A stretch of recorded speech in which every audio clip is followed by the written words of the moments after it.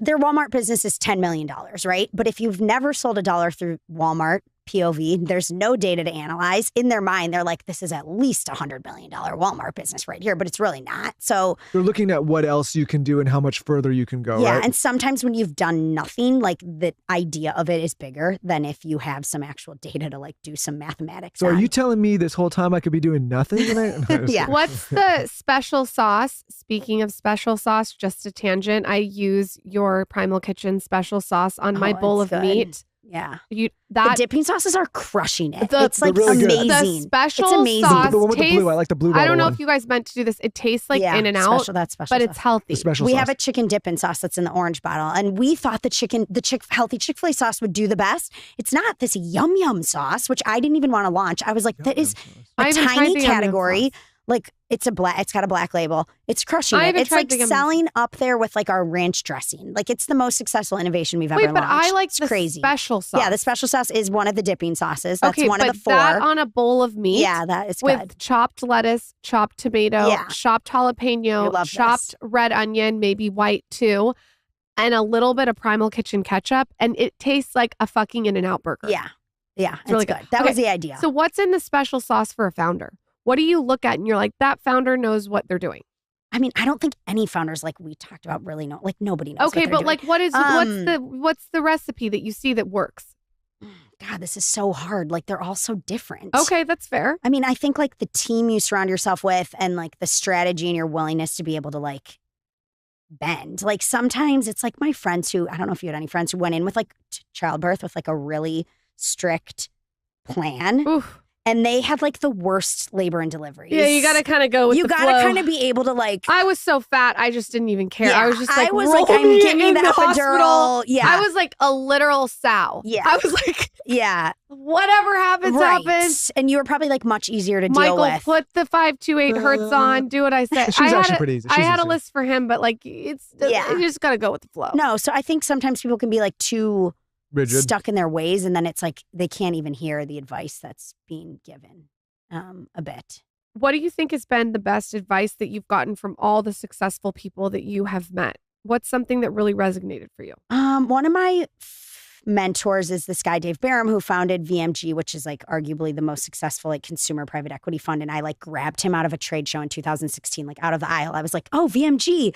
And he's like, what the hell? And we became friends. And he's still a mentor of mine today. And he was very like, I met up with him frequently for advice on growing and selling Primal Kitchen. And he was very like, you need to have your like end goal in mind here. Like you really need to know what you want to do and then like work every decision back from there. And I think that philosophy like really infiltrated. Also just like the scrappiness like cannot be underestimated. Like I meet people who are like running a $10 million business, a $10 million revenue business, and they have like a PR firm that costs $200,000 a year. And I'm like, It's what are insane. you doing? Yeah. Or you meet people who spent like, I met a guy who's like, yeah, I had this $30 million sweetener business and he's spending $250,000 on a brand refresh. Like we did our package design in-house.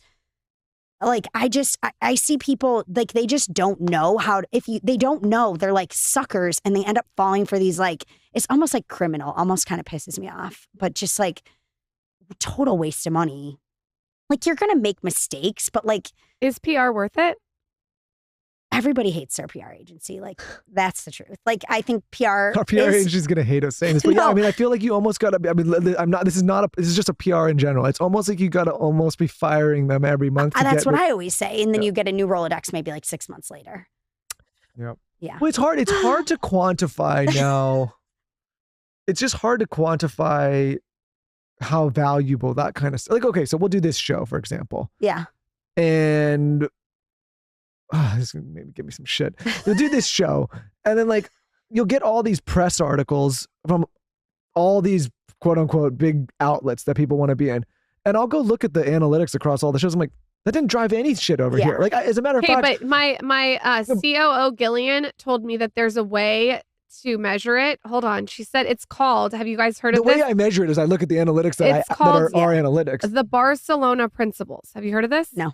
It's the 7 guidelines that help measure the effectiveness of public relations. Everyone go Google it. Goal setting, measurement and evaluation, outcomes and impacts, exclusion of ad value, social media, holistic approach, integrity, and transparency. And you can actually go and look at this. So I don't know if that I don't know. helps My you. personal take is some of these publications need our content more than we need them to write about our content. Does that make sense? Totally. Maybe that's arrogant to say. No, I mean, we've had similar experiences. Like we did big, heavy hitting influencers and then we tiny influencers, and we could see like these tiny influencers just posting a ton about us. And there's like a lot of authenticity there and it drives like more revenue and followers. I'm like the worst CEO type in the world though. Like people be like, what's your target demographic? I'm like, I don't really believe in that. Like, I think it's so much of this is just like bullshit marketing, made up crap for someone to like present in a meeting. Like Mark and I had no business plan. I have no MBA. It was a lot of just like, what's the total risk here? Like we spent $36,000 on our first run of mayonnaise. We were hoping we'd sell it out in a year and it sold out in a week. And we were like, okay, we're onto something. We priced the product at $9.99 because in order for us to keep 50% gross margin, people were either going to buy it at $9.99 and we had a business, or they weren't and we didn't have a business. I think you guys were not selling food to me. You're selling cleaner living. You're selling a cleaner kitchen. Like for me, I think I'm selling daily habits. I don't think I'm selling beauty tools. I'm selling daily habits. And I think as a brand, instead of your target demographic, you need to really understand what you're selling. Yeah. Because Primal Kitchen to me it's selling me a better version of ketchup, a better version of mayo. And it's almost selling me peace of mind. Yeah. Do you know like